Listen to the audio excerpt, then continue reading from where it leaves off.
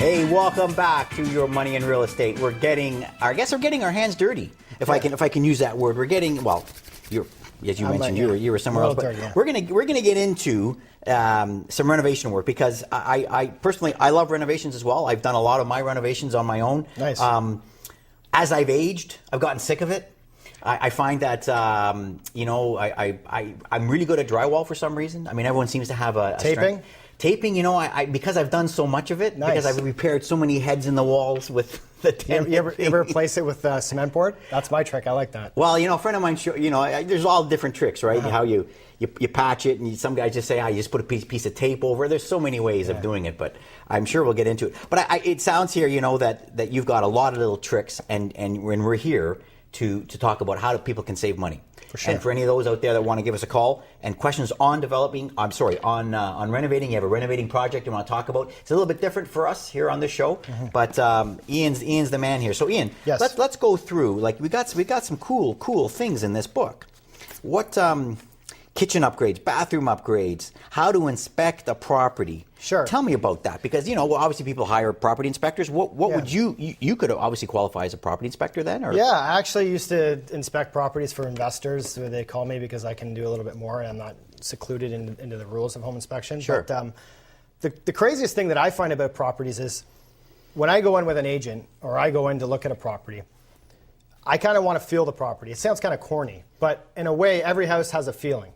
And I like to do a couple things. So my ritual is I take halls because I have a bad nose and I can breathe better, and I want to smell. I want to smell for if it's musty, if it's moldy, sure. If something's funky in there. I want to get away from it. Yep. The other thing is I turn my phone off, and I tell my agent I just want to go in the house by myself. Now maybe it's because I've been burned on some properties in the beginning, or maybe it's because I'm getting in touch with my gut. But it's more or less I walk through the property and see if I get a good feeling, because 90% of the time, if I have a bad feeling the first time I went in, I usually don't do as well in the project as I did if I have a good feeling.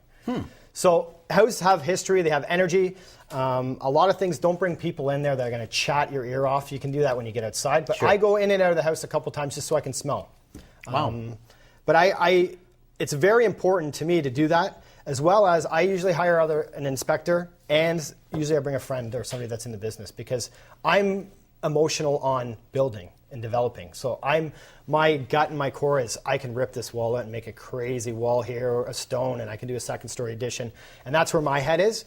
But when I actually consult for other people or students in flip school, when I go in and actually consult, I'm a way better person than I am on my own properties, because my emotion is not attached to that. Right. So by bringing in another home inspector, I bring in home inspectors, and a lot of times they don't do as much as I'd like them to do, but there's one guy that I have that's excellent, and he knows me, and he goes in, and he'll find stuff that I don't find because I'm busy dreaming. Dreaming, you mean like envisioning the renovation? Yeah. Okay. Yeah. Now you mentioned a thing that we've never talked about on the show, but that's why I like you here, because we're talking about stuff that, but it's the big buzzword, and I know for my properties the word mold just freaks so many people out. Yeah. They see a little black spot, they see this. I know that just from my experience, I've studied mold, and there's like 99 different versions of it, and only 2 of them are the toxic. Yeah. And I got to tell you, what you did there, I did once. I walked into a property, and I immediately got a headache, yep. And I just started feeling weird, and I've never had that feeling before. I walked through it, couldn't find, and I didn't know what it was. My inspector came through and he says, I think this house has mold. I said, wow, it was such a great deal. I bought it anyways, but I ended up as exactly that. It had toxic mold. Wow. And I personally, maybe my sinuses or whatever, I could not walk in there without, and it happened like that. It wasn't like, so that's why when I talk about, mold and, we've got different things, it's not as freaky and as bad as a lot of people seem to think, because if you got toxic mold, my God, you will know about it. Yeah. So I just wanted to mention that as a sideline, because I know that most people I talk to say, oh man, there's mold, there's always going to be mold. I actually love the hype around mold. I enjoy it. You love the hype around mold? Yeah, because I love the hype around mold. I love the hype around grow-ups. I love the hype around meth labs. I love the hype around all hoarder houses. I love all that stuff, because realistically, once you know how a house is built and how it's structured, and it's not structurally horrible, yep. You can fix all these things as long as you're paying the right price. And most people, the problem is they go on MLS and they try to buy houses under market value, and it's very difficult to do so that way. Yeah. So are you saying that for you personally, you target these I real? I love them. Like if the last property that we bought, not this one, this one we have here was built in 1920, so the foundation is pretty well rotted. I can stick my hand from the outside, above the block wall, outside. But I know the lot, I can build a triplex. So for me, being educated in that aspect, that helps me. But if I was starting out and I didn't know that, and I just bought it, well, it's fine and there's nothing wrong with it, that's when the education comes from the beginning. And does your flip school, do you get into some of that? So obviously some of the people watching, they say, you know what, I'm going to get this book. I want to learn what you know, so that, you know, when you see a house that you go, normal people would go, oh my God, I wouldn't touch that with a 10-foot pole. It sounds like you'd say, great, there's a deal here to be made. Yeah, if you're educated, it's not just because it's a deal, but it's because what I can do behind the deal. And flip school is a very sexy name, but actually behind it, it's a development school. I'm teaching people how to find a niche in their own particular market and how to capitalize on that. Right. I get 1 out of 99 houses. So this is not for everyone. Sure. This is not for everyone, but the cool thing about it is I don't have any JVs. I'm like a bank. I borrow funds for 6 to 10%, and I'm not giving 50% away because I make too much profit on my property. So I'm giving, it's a unique kind of cool little market that I'm in. Well, I mean, most definitely, because most guys come on, you know, they talk about basically, you know, hiring people like yourself, finding, you know, OPM, other people's money, working on VTBs, joint ventures. But it sounds like you're, like you said at the very beginning, you like to control the project. But, you know, this book here would be something that, you know, a lot of guys, if you learn it, you can learn your strategy and say, you know what, there's nothing to be afraid of a renovation. No, there's nothing, absolutely. And the books are a great start, don't get me wrong, the books are great. But getting your hands dirty is the way to do it. Getting on your hands and knees and putting a subfloor, if you've never done it, it's a lot of work, right? Putting in tiles, putting in scratch coat, this is a lot of work. This isn't a get rich quick. There's a lot of people in this business that say you can get rich quick and you can borrow other people's money and stuff like that. But at the end of the day, this is old school stuff. You know, after World War II, the Italians came over here and the Portuguese and they bought a building and they fixed it up and they rented it out. And in my opinion, they're the experts because they work. I don't see RSPs or GSCs or any of this stuff making people millionaires today, and I don't see it being sustainable. Sure. So that's kind of where I live. Well, you're coming from, you know, the can-do attitude and the do-it-yourself, and so you're a do-it-yourself investor from every angle, it sounds. But let's get into, like, you know, some topics here. I mean, sure. You know, renovation realities. I mean, some of the big ones that kind of surprise people is going to the big box stores and saying there's no more of this mom and pop stores anymore. How can I get deals on materials? How can I get deals on tiles? What most people don't know is in these environments, if I'm a manager, let's say of a Home Depot, or a store manager, excuse me, my obligation to the store, to the company, is to make sure that all these products are out of the store. So every 3 months, you'll see products lined up, and then you'll see them up on skids higher. Yep. Well, their motivation is they need to get rid of this stuff. They can't actually have all this stuff sitting here because the store manager or the district manager will come in every couple of months and he'll look and say, okay, well, that stuff needs to go, that junk needs to go. That doesn't make the store look good. Right. So I build a strong relationship with them.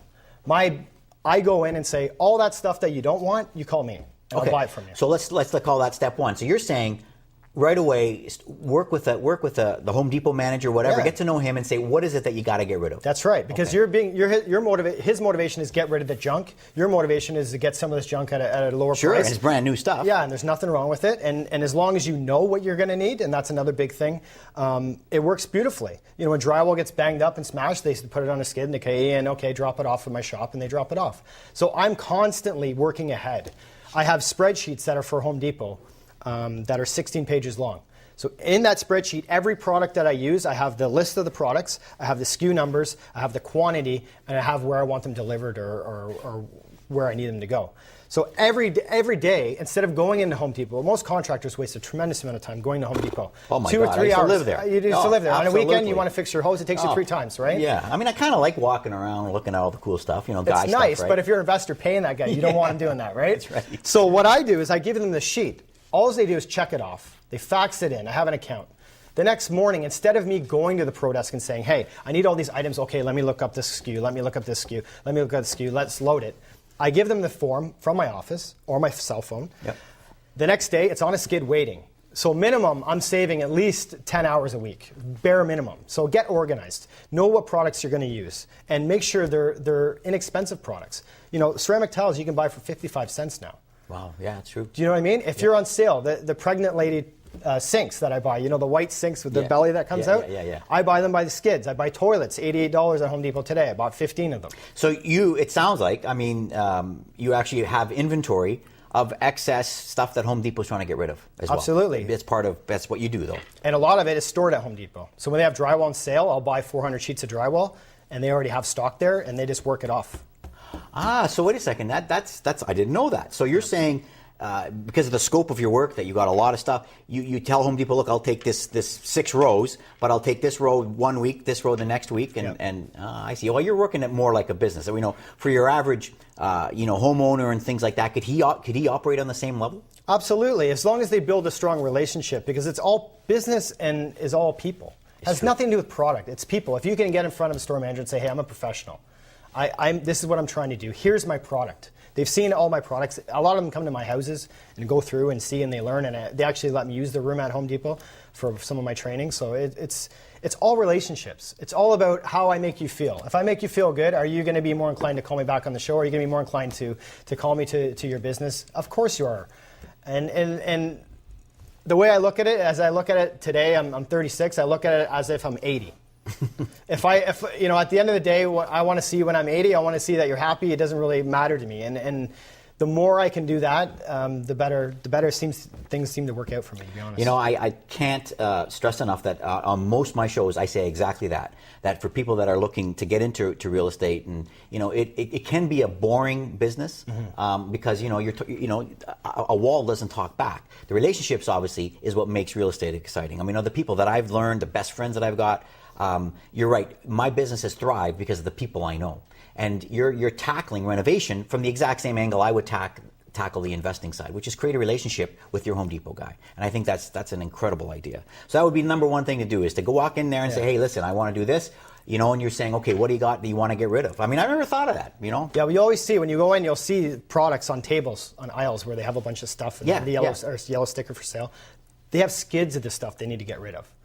So when they see me, they're like, oh, Ian, come over here. What about, can you buy this skid? But I'm selective. I don't just buy any junk that they have there, right? I'm selective of what I buy.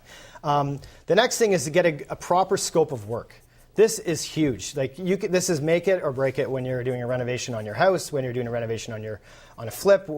It makes it or breaks it. And the problem is a lot of investors, what they do, I'm a contractor, so I can say this. A lot of investors will go to a contractor and say, listen, I want to make some ROI on this building. I want to do this cheap, okay? Can you tell me how to do this cheap so I can make the most money? And the contractor's saying, this guy's cheap. Yeah. Okay? I'm not sure I want to work for him. Yeah, for sure he's not. Right? Yeah, you're not getting the best. He's going to cut corners. You're not getting the best contractors, but there's a whole different aspect to that. And the second aspect is most contractors are people that worked for somebody else. So for example, if you're a foreman and I work for you and I make $30 an hour and you make $60 an hour, and I say one day, you know what, I'm not working for you anymore because I can go do it myself. Sure. If you have a detailed scope of work, you're removing all their insecurities because you're doing their job. You're basically saying, here you go, my friend. This is exactly what I need. But developing the scope of work, I know, and you know that takes a little bit of foreknowledge and understanding of what it is that exactly needs to be done. As you know, you knock out a wall, you don't know what's behind that wall. Absolutely. There could be, galvanized, there could be knob and tube. And so when you mention a scope of work, I don't think your average investor would really understand what that means. So what we're going to do is we're going to take probably a quick break. We're going to be right back, and we're going to get into understanding what scope of work for a renovation project is, because I bet you that's the key of a successful project. You're absolutely right. Okay, we're going to take a quick break. We'll be right back on Your Money in Real Estate.